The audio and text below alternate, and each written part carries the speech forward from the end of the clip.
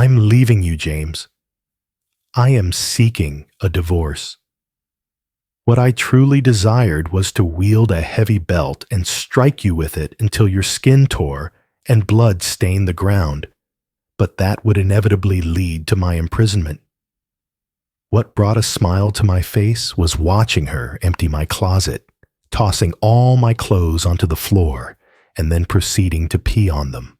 Welcome to Addy Story, where we share real-life stories that touch the heart and inspire the soul.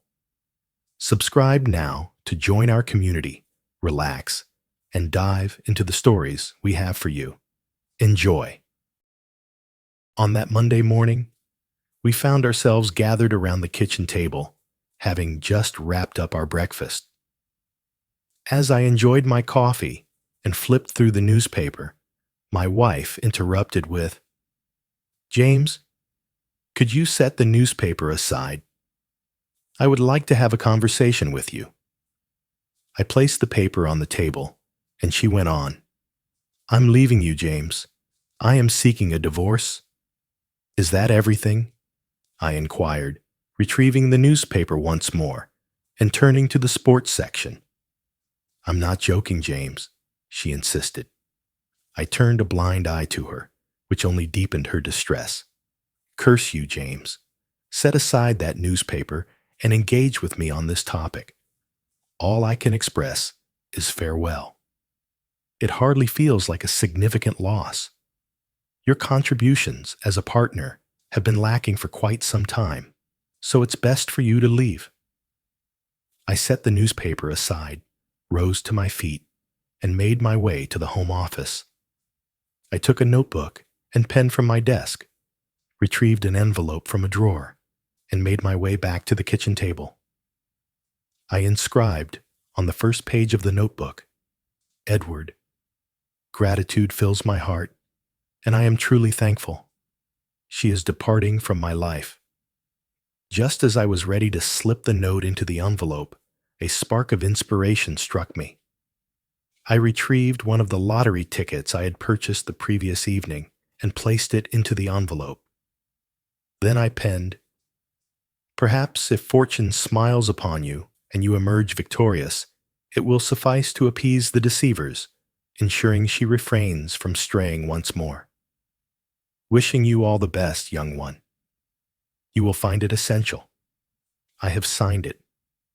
James," filled with gratitude, carefully folded the sheet, placed it in the envelope, sealed it with precision, addressed it thoughtfully, and handed it over to Margaret. "When you encounter him, pass this along to him." She accepted it, disbelief etched across her features.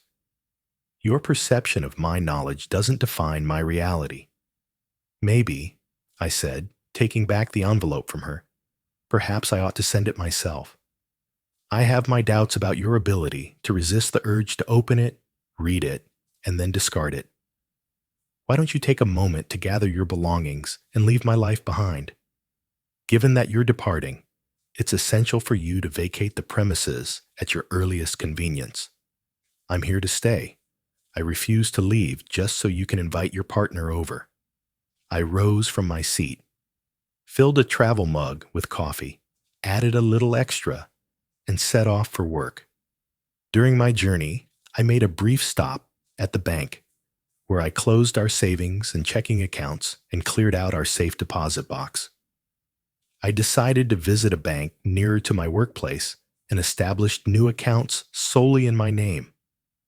Subsequently, I reached out to terminate all our shared credit cards and organized for new cards to be issued solely in my name. Following that, I concentrated on my daily responsibilities. I lingered at the office after hours, enjoyed dinner and drinks with my executive assistant, and casually brought up that I was available again if her sister still had an interest. Elizabeth chuckled and declared, "Forget about my sister. If you find yourself single once more, I hope to be at the front of the queue." Elizabeth began her journey with me as a secretary a decade ago, demonstrating such exceptional value that I elevated her to my assistant 4 years back and subsequently to my executive assistant 2 years ago. One Sunday, I hosted a backyard barbecue and extended an invitation to Elizabeth, but she had to turn it down as her sister was in town for a visit. I proposed that she invite her sister to join us. Clara was an alluring blonde with a captivating figure, and on Monday, Elizabeth chuckled as she revealed that Clara had developed a crush on me. I let out a laugh and replied, "Just don't bring it up to Margaret." At times, her jealousy can reach astonishing levels. Elizabeth was expressing her interest in me, and I had never considered that she might feel that way. "Okay," I said with a laugh. "So Clara shifts to second place, and you can claim first?" "I assure you, I'm completely serious, boss. I am completely serious. I'm eager to take a shot at it. Elizabeth, you may find it hard to see eye to eye with my proposal." "What precisely?" "She has decided to pursue a divorce, so I will let her and her partner handle it from here. I'm completely in the dark about what their schedule could look like. Her paramour. She had a brief encounter with him around 1.5 years ago, and it seems she's come to the conclusion that a few days a week just won't suffice. So she's opting for a full-time arrangement. For how long have you been aware?" 1.5 years. I sensed it nearly from the very beginning. What led to that occurrence? A friend of mine spotted her entering a motel room with a man and reached out to inform me. I engaged a private investigator to track her for a week, and he provided me with all the details I required. 1.5 years, and you took no action regarding it. What was I meant to do? Become furious and completely disrupt my existence? In this jurisdiction, divorce is without fault. All would need to be divided equally, and I would have to sell the house, sharing the earnings with her. I'd have to relinquish the pool, the hot tub, my woodworking shop, and the 3-car garage, and transition into an apartment. Thank you, but I'll pass.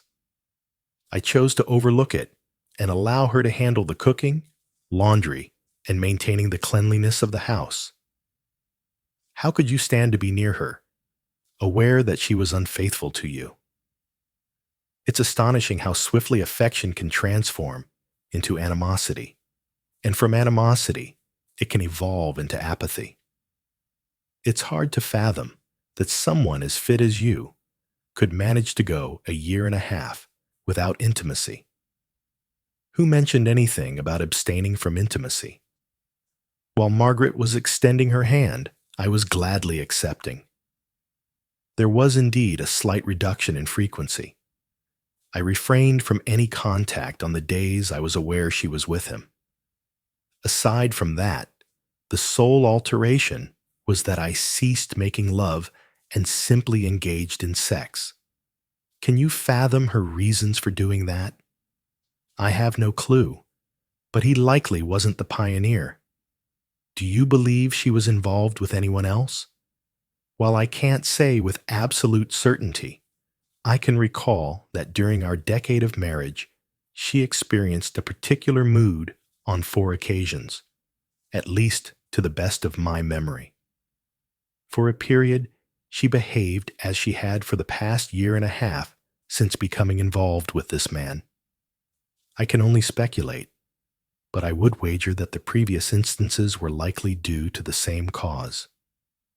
If she had gone unnoticed and I hadn't been informed, I would have dismissed her recent mood as just another one of those typical fluctuations. I might be mistaken in my reflections, yet it holds little significance. I am certain about this situation, and that is all I require to comprehend that she is unfaithful. What will your next move be? Hold on. What are we waiting for? To observe her intentions moving forward. Now, she stands alone.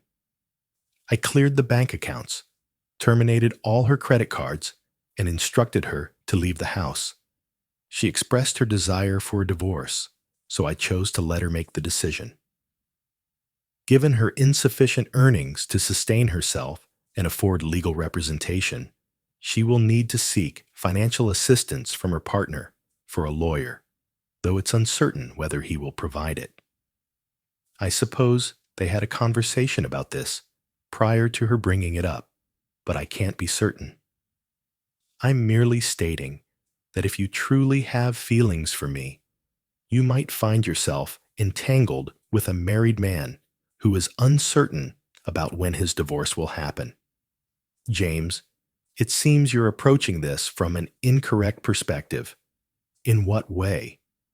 Should she choose to initiate the divorce proceedings, she will hold the reins of the situation. You'll receive your due, and that might not end well.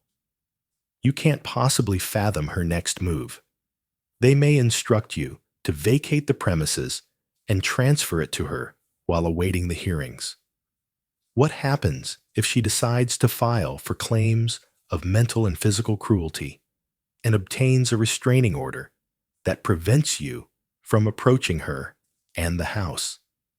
It's essential to establish the rhythm leader. It's essential to take control of the situation. Inspire her response rather than waiting for her to initiate. Moreover, your assistance will be greatly appreciated. Assisting you? In what way? What happens if you choose to wait for her to file, and she never does?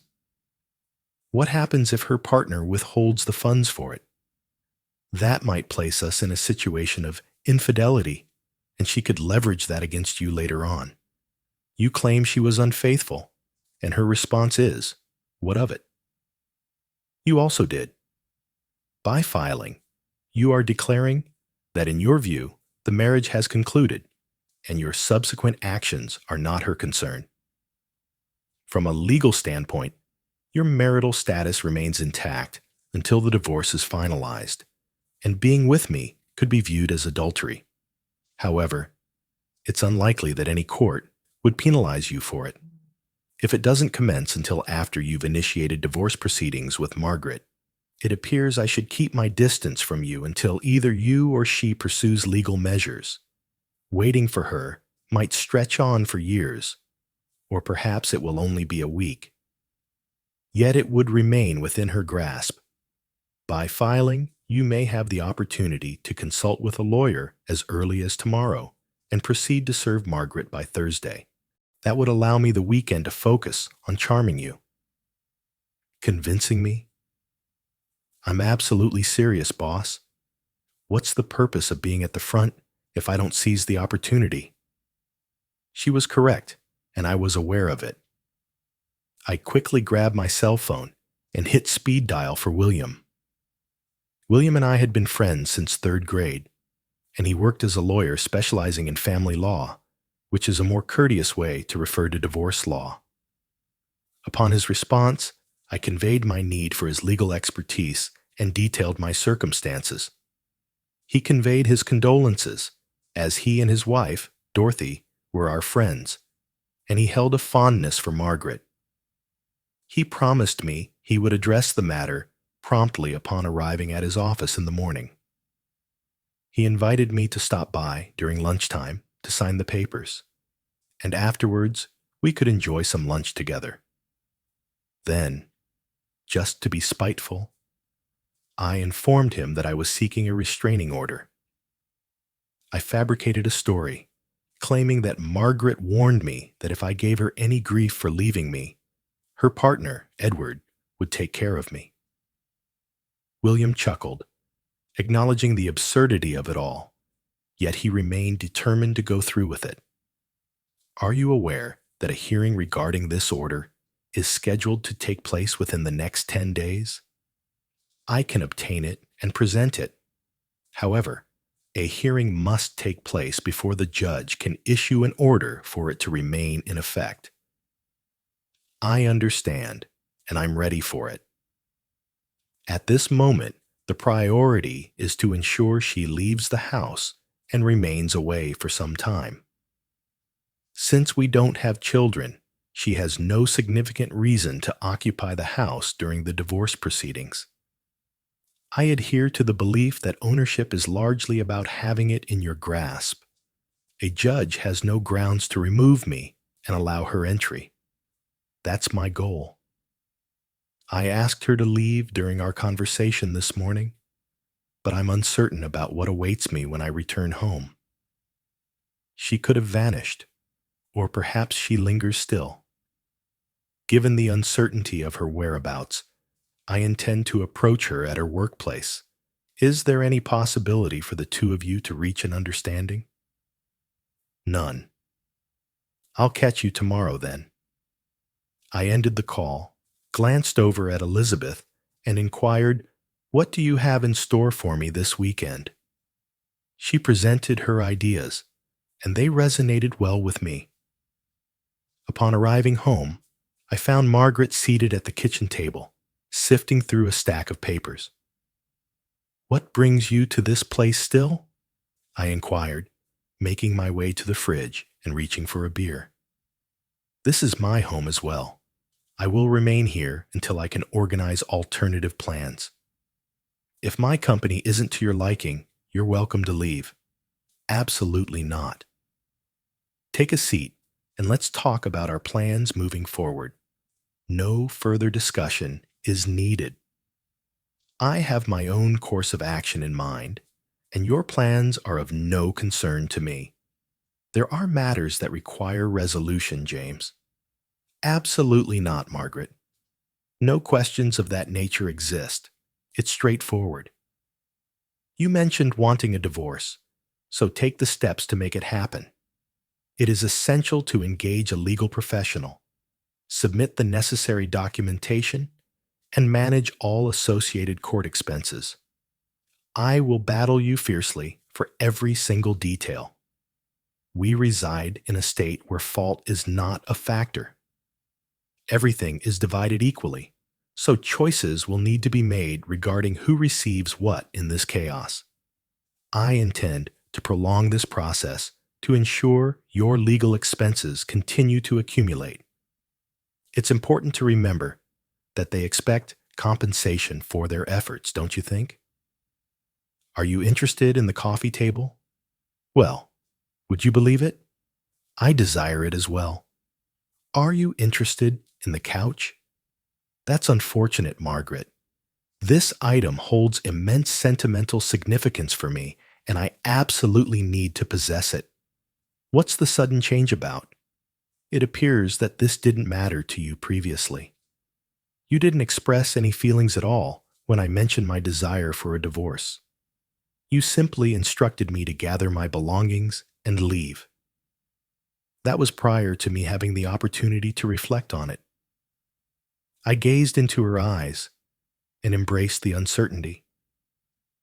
I gave you a pass the first 3 times since you were against the idea of a divorce. I cherished you deeply, choosing silence and loyalty, knowing you would always return to my side. She averted her gaze when I brought up the initial 3 instances, which, to my understanding, validated my concerns. It's difficult to articulate the reasons behind my decision to remain by your side. I have not initiated divorce proceedings. I wondered if I had done something that truly upset you, prompting you to take this action as a form of retaliation. In the end, you would conclude your entanglements, and I naively believed it was due to a newfound understanding of your feelings for me, leading you to return. I glanced at the ground and observed the clutter on my shoes. I initially believed this situation with Edward was merely a recurrence of past events, but I now realize I was mistaken. I have realized that you are merely a deceitful individual. If you hadn't chosen to walk away from me for Edward and ended things with him, you'd likely be in the same situation with another guy in 6 months or a year. Upon reflection, it became clear to me that I was seeking a way to settle the score. What I truly desired was to wield a heavy belt and strike you with it until your skin tore and blood stained the ground, but that would inevitably lead to my imprisonment. The sole option available to me, without risking incarceration, was to ensure this divorce became as challenging and costly as I could manage for you. Indeed, you are correct. This is your space too, and if you've chosen to remain, I must allow your presence. But that doesn't mean I have to embrace it or engage in conversation with you. Relocate your belongings to one of the extra bedrooms and keep your distance from me. I polished off my beer and ascended to what once was our bedroom to prepare for the night ahead. I believed I had achieved my intended goals. I had provided her with a thought-provoking idea. She had to engage in a thorough conversation with Edward and come to conclusions, a process that would require some time. The time William would dedicate to assisting Margaret in obtaining the restraining order. There's a chance I might not be correct. It's possible that Margaret had already consulted with a lawyer and that the documents were en route to me.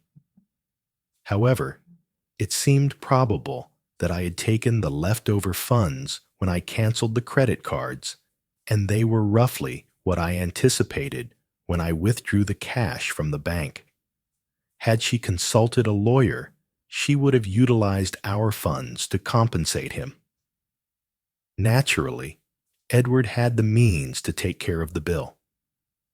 I found myself in a position of waiting, holding on to the hope that William would be the one to make the first move. I rose and departed the house before Margaret emerged from her bedroom. I visited a charming bed and breakfast cafe for my morning meal, and as I savored my coffee, I crafted a list of individuals to reach out to once Margaret was attended to. I refused to be cast as the villain in her narrative. I would share the details of the divorce and clarify the reasons behind it. While at work, Elizabeth expressed her excitement for the upcoming weekend, and I couldn't help but share in her anticipation. I had lunch with William and finalized the paperwork. He mentioned that he would go to the county building after lunch to submit the petition. Do you still want her to be served at work? Absolutely, I certainly do. I believe it will be around 10 tomorrow. Reach out to me the moment it occurs. I need to have the locks changed before she returns home. I went back to work and scheduled a day off for the following day. Before departing the office, I reached out to a locksmith and arranged for a swift service the next day. Although it required a little extra investment, I believed it was justified. Upon arriving home, I noticed Margaret's car parked in the driveway. However, it seemed she had chosen to remain in her room, allowing me my space, as I didn't catch a glimpse of her. I departed the house before she made her way downstairs and headed to a charming bed and breakfast cafe for my morning meal. Eleanor inquired about Margaret's whereabouts. I used to see you both together all the time, and now it's been 2 days in a row without her by your side. We will no longer be seen together. We are parting ways. I understand, she remarked, noting down my order. As she set the bill down on the table, she remarked, "My phone number is written on the back. Not the restaurant's number, but mine." Eleanor's departure left me utterly speechless. In the span of 2 days, 2 women expressed their interest. What was it that made me fall short for the woman I chose to marry? I would remain unaware, as I would never inquire. I sipped my coffee and perused the morning newspaper, biding my time until Margaret typically departed for work. After that, I returned home and began the process of packing Margaret's belongings, transferring them to the garage. At 10:15, William reached out to inform me that the papers had been delivered. I contacted the locksmith, and in just 20 minutes, he was hard at work. Less than an hour had passed when Margaret's car raced up the driveway. She couldn't overlook the expansive garage door and the prominent cardboard sign that declared, "Margaret, all your belongings are here in the garage." She lingered before the sign for a moment, then attempted to open the door, but naturally her keys failed her. She pressed the doorbell, yet I chose not to respond, and in time, she departed. I glanced into the garage and noticed she had gathered a few bags of her belongings. Just 2 minutes after she had driven away, my cell phone buzzed to life, and it was Margaret on the line. "Hello, you're being quite rude. Was it truly necessary to put me in such an awkward position in front of my colleagues? It's preferable to avoid the embarrassment of being humiliated in front of my own. What on earth is this nonsense about a restraining order? I was concerned you might ask Edward to confront me for my rudeness towards you. That's the reason, and you are aware of it. I must enter the house to collect a few items. Your belongings are all stored in the garage, Margaret. The garage door code remains unchanged, so your opener will function as usual. If you can't find what you need, please create a list and let me know where those items are located, and I'll ensure they are relocated to the garage. Cease with the absurdity, James. This is unnecessarily complicated. Margaret?" "I apologize, Margaret, but the inconvenience I'm causing you doesn't come close to compensating for the years of torment I endured. However, I must prioritize my own mental well-being. Just be thankful I didn't resort to aggression. Farewell." Once I ended the call with Margaret, I took a seat with the phone and began dialing everyone on my list.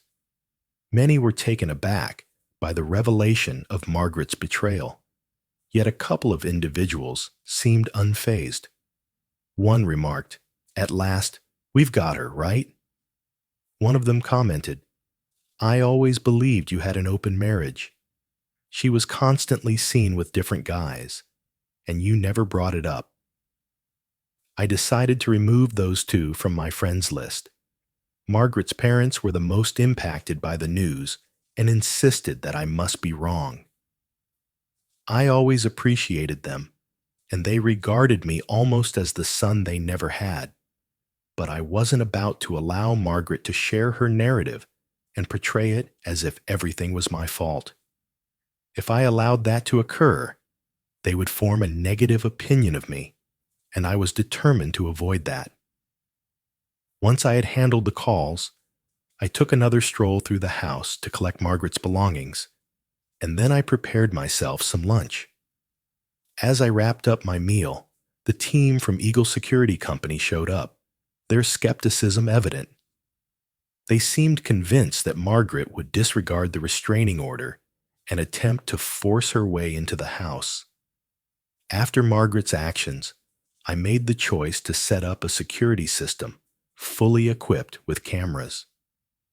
On Thursday at the office, I informed Elizabeth that we were all set for the weekend ahead. Her smile radiated excitement. "Tomorrow night, we'll kick things off with dinner and dancing," she said, matching my smile. Upon arriving home, Margaret acted precisely as I had anticipated. She gathered a few of her belongings and then stealthily entered the house through the adjoining door from the garage. The kitchen resembled a chaotic mess. Fragments of plates and glasses littered the floor, while in the living room, multiple lamps lay shattered. What brought a smile to my face was watching her empty my closet, tossing all my clothes onto the floor, and then proceeding to pee on them. This was all documented, revealing not just her breach of the restraining order, but also her malicious and destructive behavior. This served as crucial evidence for the restraining order hearing. I reached out to William, and he got in touch with the authorities. They showed up, gathered information, and captured some images. The following day, Margaret found herself arrested at her workplace and subsequently taken to jail. She underwent fingerprinting and photography before being presented to a judge, facing charges for breaching the restraining order and intentionally damaging private property.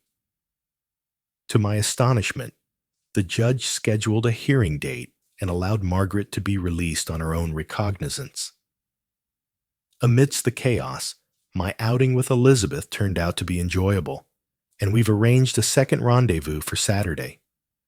That also went smoothly, and on Sunday, we relished a delightful picnic together.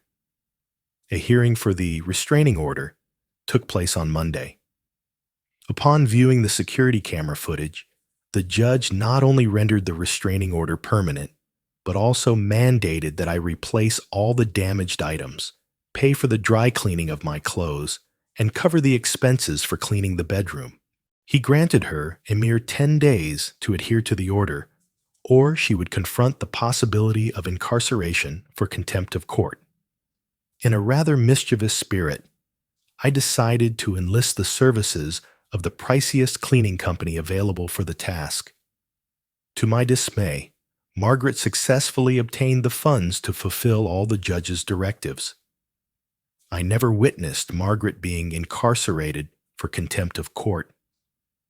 The following fortnight unfolded, with Elizabeth and me meeting frequently, yet our encounters remained limited to a handful of kisses, occasionally fervent, due to the discomfort stemming from my status as a married man.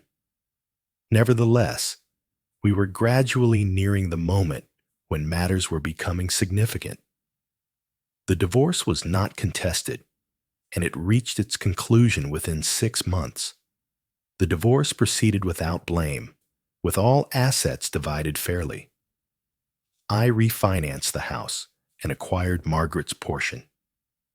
I had been setting aside funds in a dedicated account for a surprise journey around the globe to mark our anniversary, and since she was unaware of it, I refrained from giving her any money.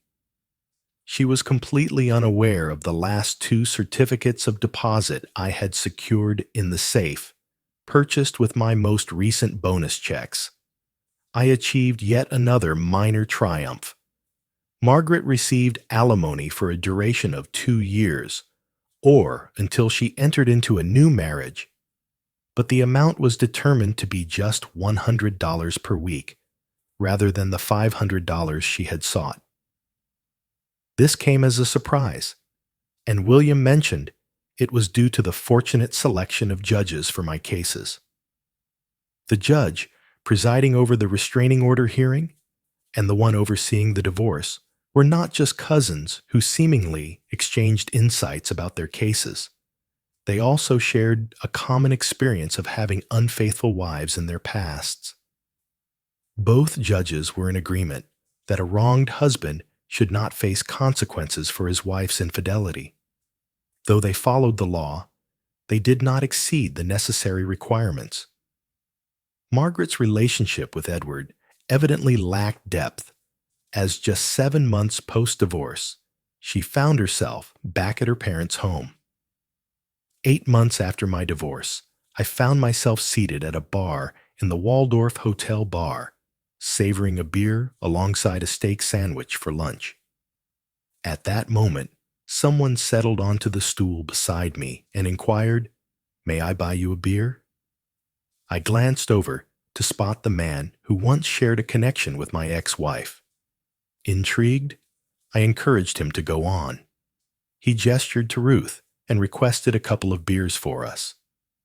Once she had delivered them, he lifted his glass, took a sip, and then placed it down, gazing at it for a few moments while he started to peel the label off the bottle.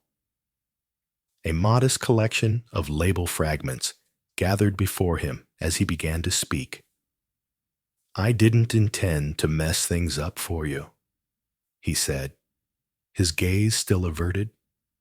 The evening I encountered her, she had no wedding rings adorning her fingers, leaving me completely unaware of her marital status. Her behavior was far from that of a married woman. She found herself at Murphy's Tavern, surrounded by a lively group of her co-workers. When I approached her for a dance, she readily accepted.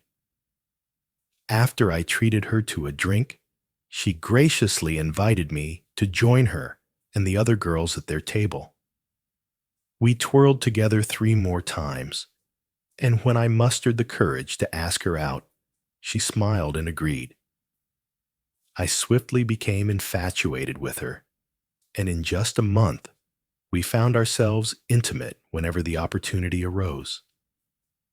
At first, we found ourselves relying on motels because I was sharing a space with 2 roommates, and one of them was constantly present. We were unable to visit her home, as she mentioned that she resided with her disabled mother, which also clarified why our meetings were infrequent. She mentioned that her outings were contingent upon the availability of someone to care for her mom. Eventually, I secured my own apartment, freeing us from the need to depend on motels any longer. Despite the inconsistency of our meetings, my feelings for her were deep, and I was preparing to ask for her hand in marriage. I planned to purchase a home spacious enough for the 2 of us and her mother. Just as I was about to ask the big question, someone I knew interjected, questioning why I was involved with someone who had a history of cheating. I was prepared to face him when he disclosed that Margaret was married and had a past filled with infidelity. It was revealed that she had been unfaithful with his brother 2 years earlier, and when her husband discovered the truth, he chose to end their relationship.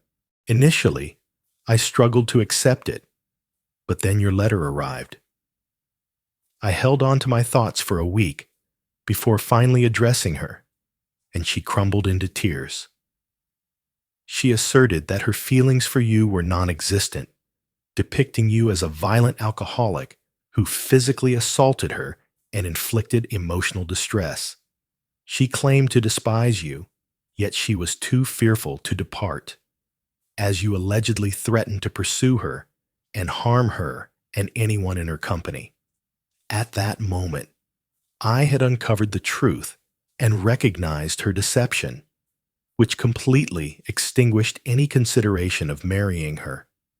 Despite everything, she had her talents in the bedroom, and after you sent her away, I offered her a place to stay, but only if she was open to sharing that part of her life with me. All seemed well until the divorce was settled, and then she started bringing up the topic of marriage. That was the moment I decided to bring it to a close. My parents separated due to my mom's infidelity with my dad. He gained custody of me, and she eventually remarried, only to be discovered cheating on her second husband. She entered into her 3rd marriage and betrayed once more. I hold a strong conviction about the idea that a cheater will always remain a cheater. Therefore, I made it clear to Margaret that as long as she was comfortable with a friends with benefits arrangement, we could proceed, but nothing beyond that.